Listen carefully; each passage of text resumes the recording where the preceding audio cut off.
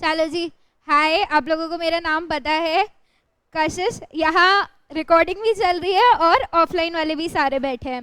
तो आप लोगों के CUET के पेपर जो है वो बहुत ज़्यादा करीब है और आप लोगों का BST में ऑलमोस्ट सारे ऐसे चैप्टर्स थे जो कि आप पहले पढ़ चुके हो, पर सिर्फ एक नया चैप्टर है, दैट इज एंटरप्रेन्योरशिप डेवलपमेंट। बहुत लोग इसको क्या क्या बुलाते हो तुम लोग? इसको क्या प्रोनाउंस करोगे? एंटरप्रेन्योर, कोई एंटरप्रेन्योर, अलग अलग चीजें होती है, तो जो बोलना चाहो बोल लो, बस इसे अच्छे से पढ़ लो चैप्टर को। डन। ये वाला जो चैप्टर है ये बहुत ही बेसिक चैप्टर है और अगर आप ये कहो कि आपके सिलेबस में CUET में ये कुछ नया ऐड ऑन हुआ है, तो ये नया ऐड ऑन नहीं हुआ है। ये चीज़ आप लोग अपने दिमाग से निकाल लो। क्यों? क्योंकि आप ये ऑलरेडी पढ़ के आ चुके हो। जो क्लास आप पढ़े, मतलब पढ़ते होते हुए भी नहीं पढ़े 11th क्लास में, 11th क्लास में एंटरप्रेन्योर डेवलपमेंट का आप लोगों का एक चैप्टर था जो कि इम्पोर्टेंट है आगे आने वाले पर्सपेक्टिव। आप कोई भी कोर्स करोगे उसमें इम्पोर्टेंट रहेगा ये वाला चैप्टर। डन। अगर मैं आप लोगों से पूछूं एक एंटरप्रेन्योर कौन होता है, तो आरुष, अच्छा, a person who runs its own business is known as entrepreneur. Then who is a businessman? क्या डिफरेंस है एक बिजनेसमैन और एंटरप्रेन्योर में? धान्या, स्टार्टअप होता है। नहीं तो क्या कोई एंटरप्रेन्योर का कोई फैमिली बिजनेस नहीं हो सकता?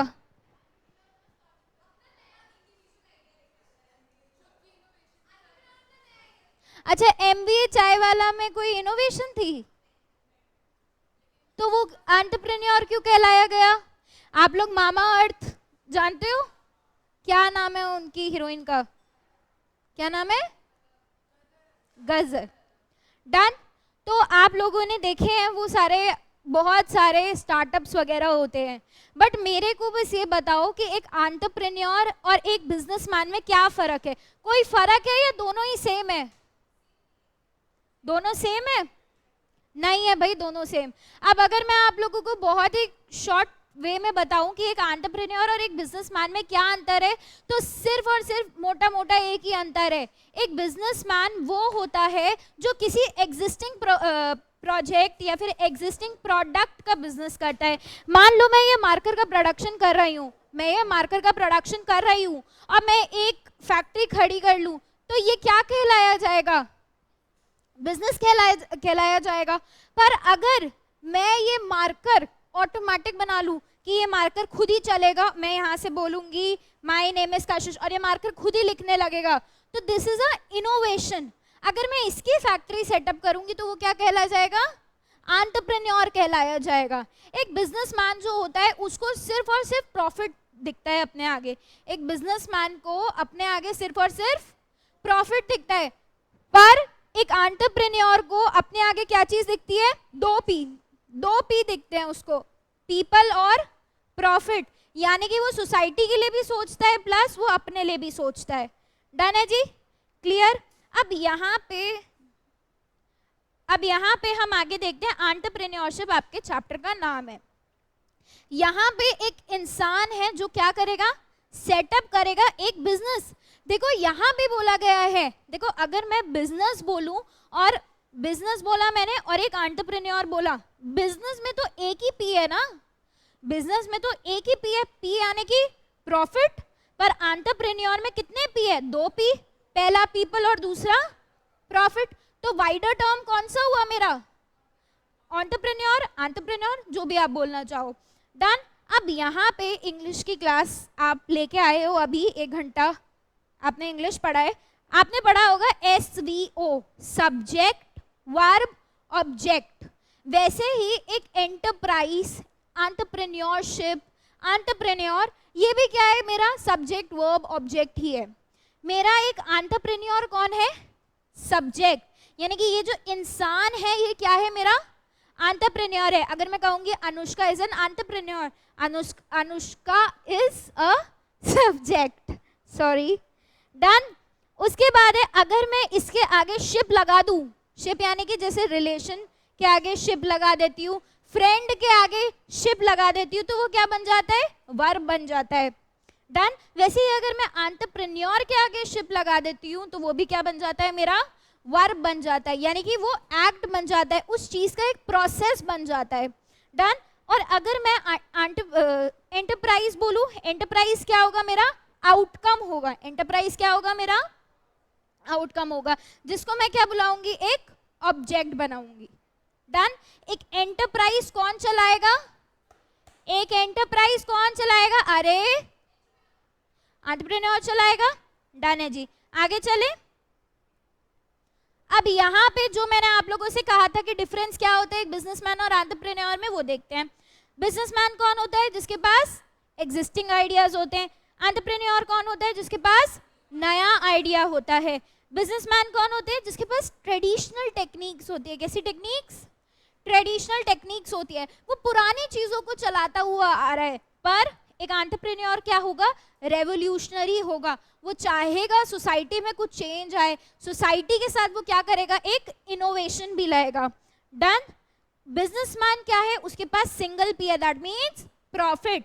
पर एंटरप्रेन्योर के पास डबल पी है, पी प्लस पी क्या होगा, प्रॉफिट प्लस पीपल।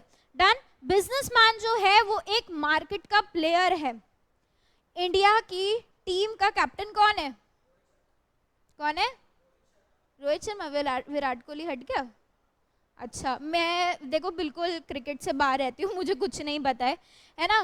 तो जो भी इंडिया का कैप्टन है, इंडिया का कैप्टन क्या माना जाएगा, एंटरप्रेन्योर। क्यों, क्योंकि वो क्या है, लीडर है। और प्लेयर, बाकी छोटे मोटे प्लेयर जो कैच करते रहते हैं या जो भी करते हैं, वो कौन होंगे, मेरे बिजनेसमैन होंगे। यानी कि मार्केट में जो प्लेयर है वो कौन है, बिजनेसमैन, और मार्केट में लीडर कौन है, मेरा एंटरप्रेन्योर है। डन। ये चीज क्लियर है, लाइफ में कभी नहीं भूलना एक बिजनेसमैन कौन है और एक एंटरप्रेन्योर कौन है। अनुष्का, तेरे पापा क्या है, क्या किस चीज का बिजनेस है,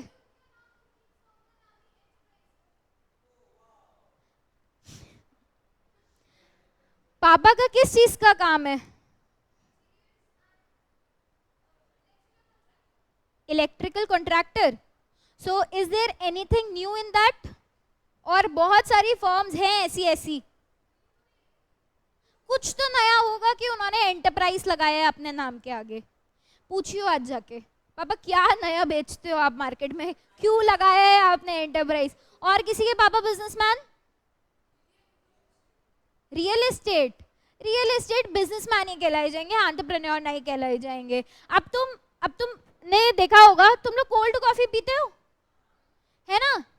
अब कोल्ड टी तो नहीं पीते, तुम आइस टी पीते हो। आइस टी इज डिफरेंट, क्योंकि अगर जो चाय होती है, देखो बनी हुई कॉफी को भी अगर तुम गर्म करके पियोगे ना तो वो मानी जाती है कि ठीक है। पर अगर तुम आइस जो तुम्हारी टी होती है, नॉर्मल टी, तुम उसको थोड़ी देर भी रखने के बाद अगर पियोगे ना तो ये माना जाता है कि वो जहर बन जाता है। आई मीन वो हेल्दी नहीं होता है। तो उस केस में मेरे को बताओ, अगर कोई ऐसा इंसान ये टेक्निक निकाल ले कि आप कैसी टी बना सकते हो, ऐसी टी जो कि 1 घंटे बाद, 24 घंटे बाद भी प्रेजर्वेटिव्स डाल के पी सकते हो, तो वो क्या हो जाएगा, एक एंटरप्रेन्योर हो जाएगा। डन। तो अपना दिमाग लगाना और ऐसी चाय बना के लाना। डन। चाय नहीं पीती, शादी से पहले लड़की काम भी नहीं करती, शादी के बाद तो करना पड़ता है। हाँ, क्या बोल रहे हो तुम, लड़के काम नहीं करोगे, निकम्मे ही रहोगे जीवन भर। बता।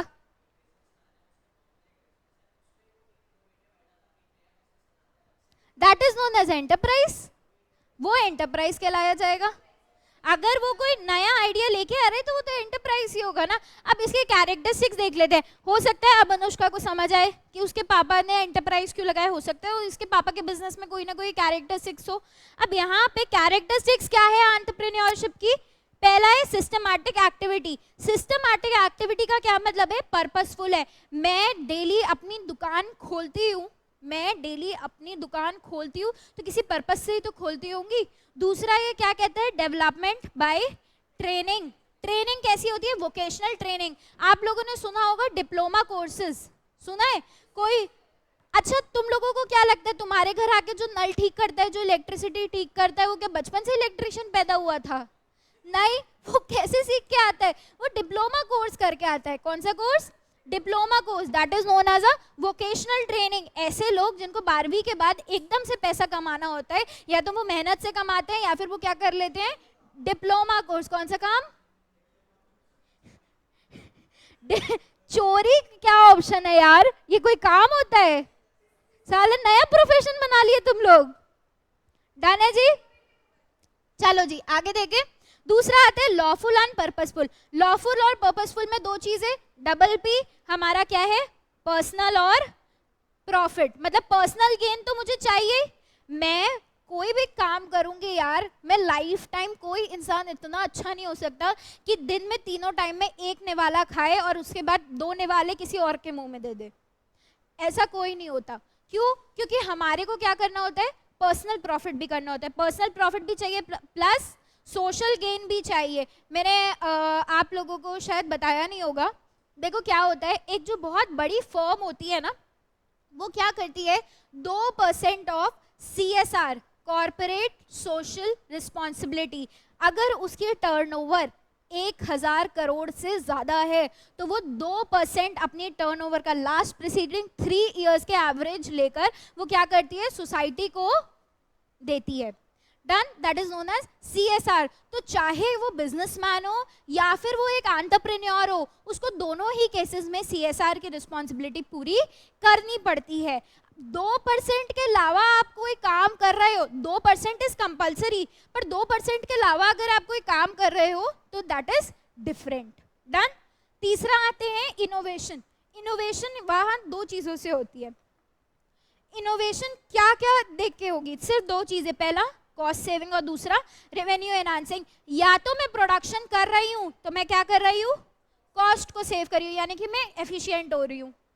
मैं क्या हो रही हूं, एफिशिएंट हो रही हूं। दूसरा रेवेन्यू सेविंग, मैं क्या कर, रेवेन्यू एनहांसिंग, यानी कि मैं क्या कर रही हूं, पैसे को बढ़ा रही हूं। मार्कर मैं 100 रुपए का बेचती थी, मार्कर में 100 रुपए का बेचती थी, इसकी प्रोडक्शन कॉस्ट ही 90 रुपए आती थी।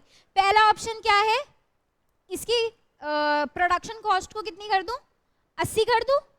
दूसरा, इसी के साइमल्टेनियसली क्या करूंगी, अगर 80 करूंगी तो मैं अब इसको कितने का बेचने लगूंगी, 98 का बेचने लगूंगी, 95 का बेचने लगूंगी। डन है जी, क्लियर।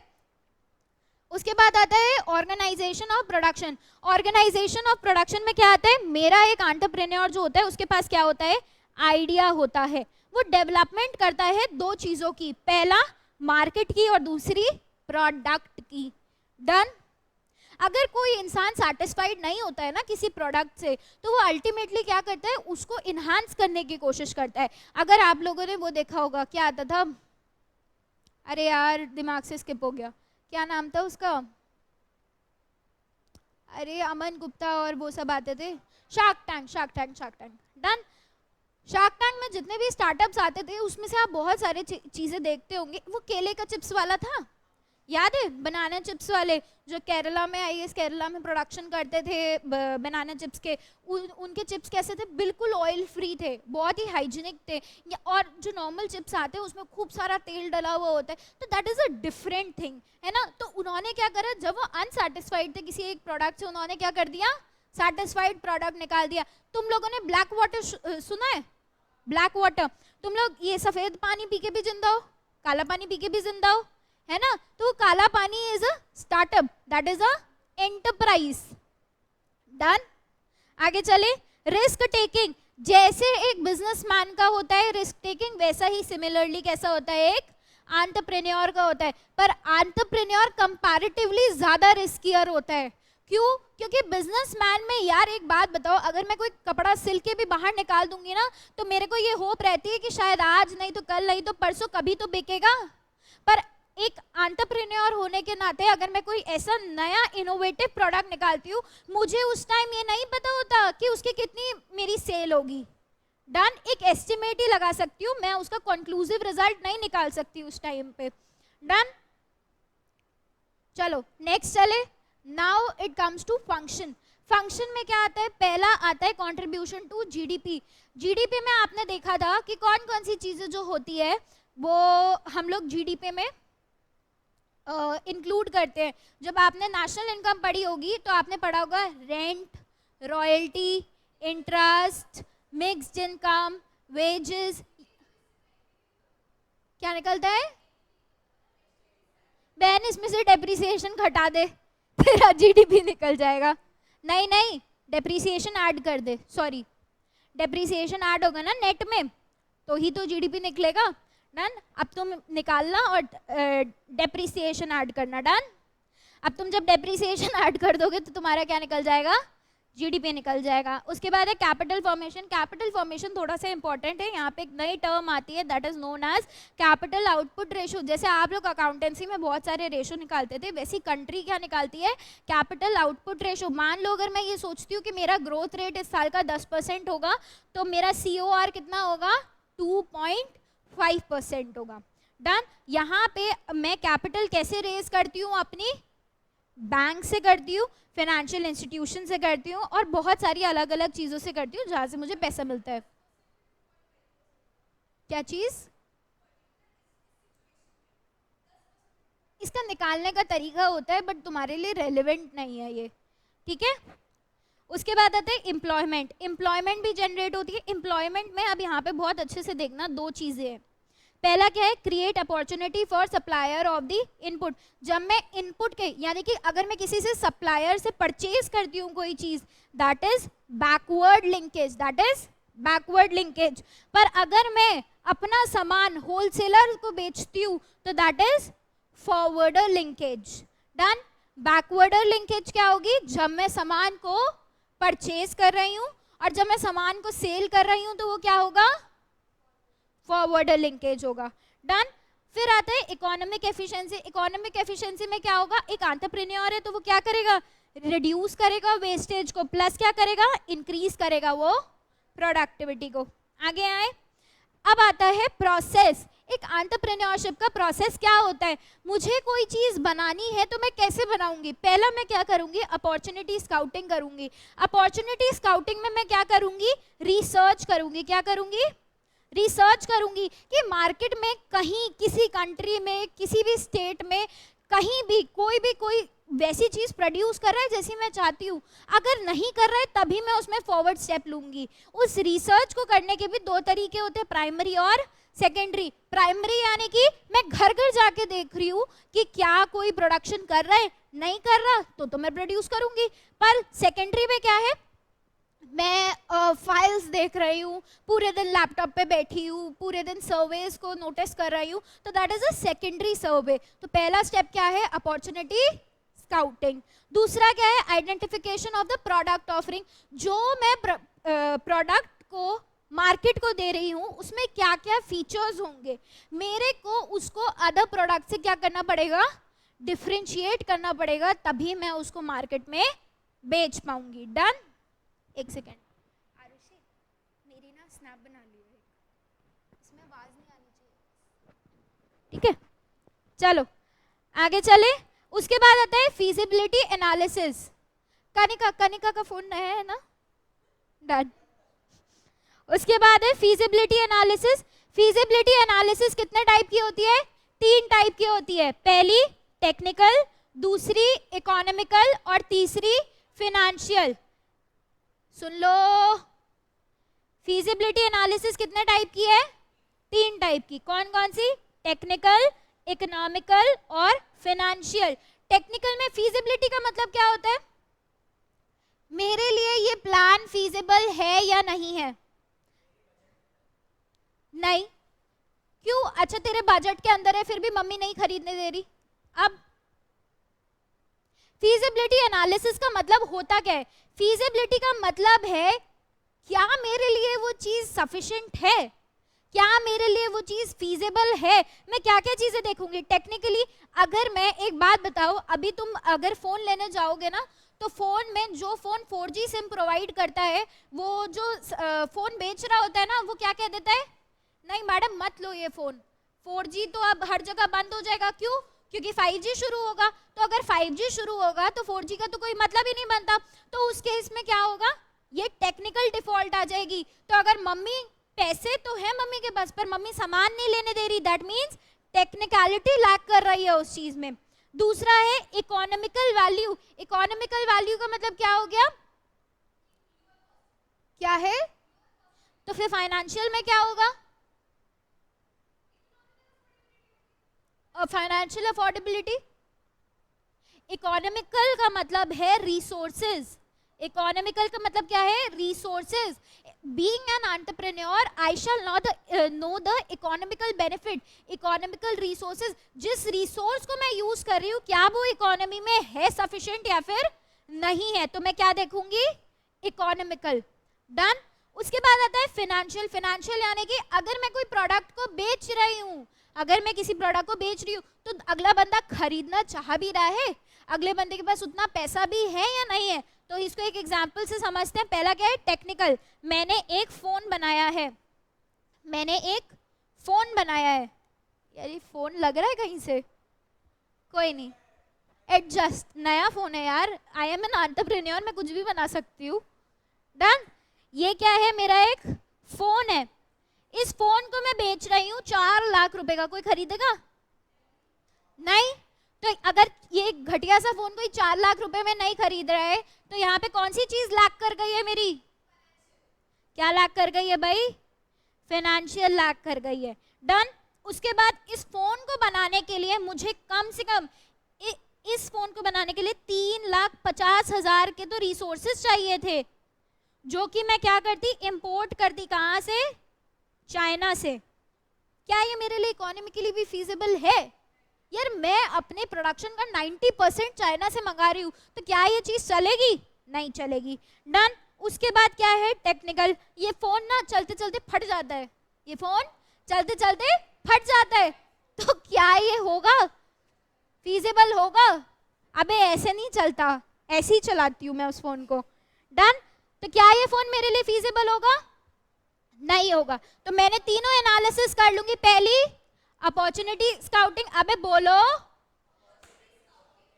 दूसरा आइडेंटिफिकेशन ऑफ द प्रोडक्ट, और तीसरा फीजिबिलिटी एनालिसिस। फीजिबिलिटी में भी 3 चीजें देखेंगे। पहला टेक्निकल। डन है जी, ऑनलाइन वाले खुद बोल लेना। आगे चलते हैं। अब यहाँ पे ये थोड़ा सा इंपॉर्टेंट है सुनना।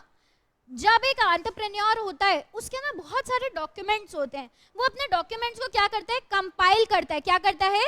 कंपाइल करता है। जब भी वो किसी भी प्रोडक्ट की रिसर्च करता है ना तो वो उसको कंपाइल कर लेता है, उसकी फीजिबिलिटी एनालिसिस करता है, और उसके बाद उसको क्या कर देता है? एक बिजनेस प्लान के फॉर्म में। यानी कि मैं ना क्या कर रही हूँ, छोड़ो यहाँ कुछ है नहीं दिखाने को अभी। देखो यहाँ पे मैं क्या कर रही हूँ? अपनी रिसर्च कर ली इतनी सारी रिसर्च को अब मैं क्या कर रही हूँ? कंपाइल कर रही हूँ। उसके बाद एक मैं बिजनेस प्लान फॉर्म कर रही हूँ। क्या कर रही हूँ?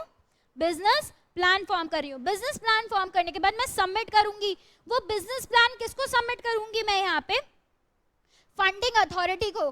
बीइंग एन एंटरप्रेन्योर, अच्छा एंटरप्रेन्योर ना थोड़ा गरीब भी होता है कभी कभार, उसके बाद पैसा भी नहीं होता, तो वो क्या करते हैं? फंडिंग अथॉरिटी ढूंढता है कि कोई ऐसी फंडिंग अथॉरिटी है जो उसको पैसा दे देगी। बैंक उसको पैसा दे देगी, कोई एंजल फंडिंग उसको पैसा दे देगी, क्राउड फंडिंग पैसा दे देगी। तो वो क्या करता है?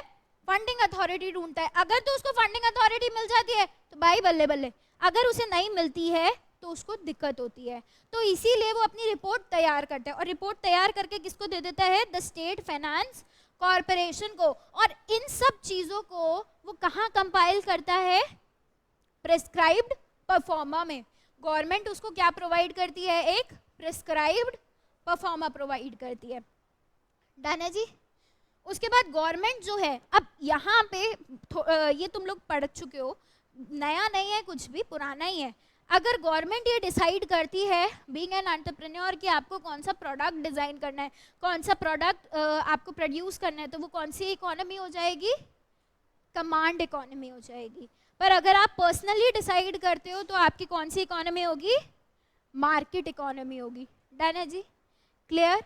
यहीं तक था आपका एंटरप्रेन्योरशिप डेवलपमेंट चैप्टर। इसमें कोई भी ऐसी चीज़ नहीं थी जो आपकी डिफ़िकल्ट हो, कोई भी चीज़ ऐसी नहीं थी जो आपकी रटने वाली हो। बहुत ही आसान चैप्टर था। इसके बेसिस पे अपन क्विज खेलेंगे अब। डन? चलो जी, क्विज शुरू होती है अब।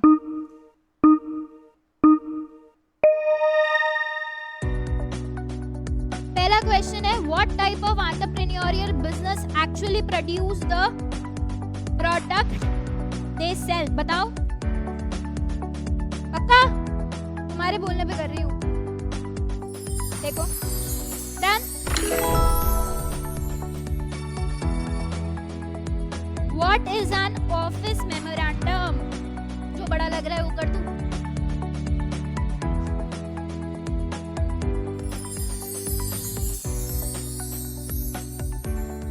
Which is not a disadvantage of entrepreneurship? बताओ।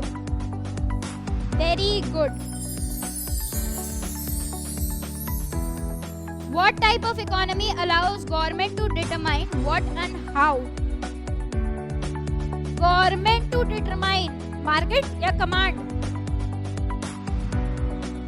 क्या लिखा है यहाँ पे? Allows the government to determine. यार गवर्नमेंट डिसाइड कर रही है, कमांड होगा ना। अगर मैं डिसाइड करूंगी तो क्या होगा? मार्केट होगा।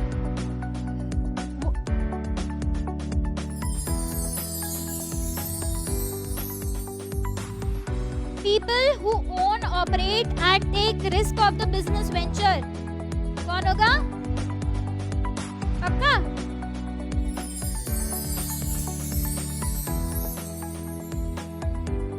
What type of entrepreneurial business sells product to people other than the final consumer? पक्का? Wholesaling. ये मन में कहाँ रह जाता है बहुत बारी, बोल देना चाहिए। अच्छा, the ability to learn a particular kind of job is known as aptitude. It is not entrepreneurship. चलो जो हमने गलत करा वो करते हैं वापस। क्या होगा? Retailing, wholesaling.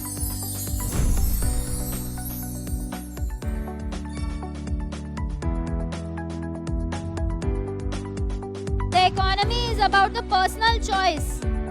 Very good. Command में क्या होगा? गवर्नमेंट होगा। Which is not a step in the problem solving method. Very good.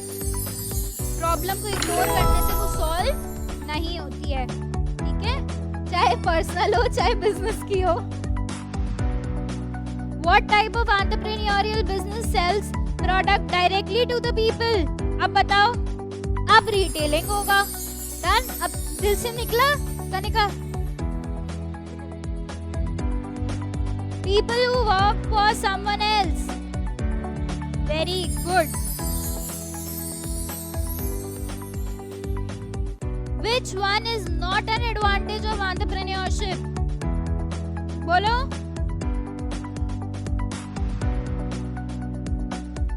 Which is not an advantage of entrepreneurship?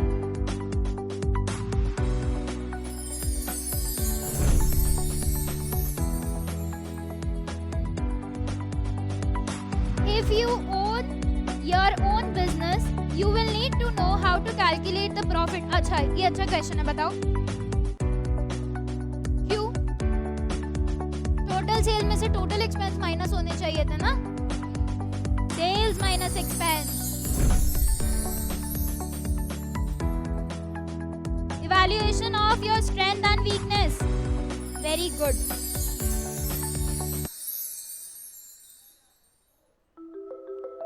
Done है जी। चलो जी, आपका एंटरप्रेन्योरशिप खत्म हो गया है। इसकी पीडीएफ आपको व्हाट्सएप पे मिल जाएगी, मैं भेज दूंगी, मुझे ध्यान दिला देना, ठीक है? आप लोगों को भी अगर हमारी वीडियो पसंद आई तो इसको लाइक करिएगा। ये बच्चे बड़े बदतमीज है, हंस रहे। लाइक करिएगा, शेयर करिएगा और CUET जो कर रहे हैं सबको भेज देना, ठीक है? चलो जी, नेक्स्ट वीडियो में मिलते हैं। अभी के लिए बाय।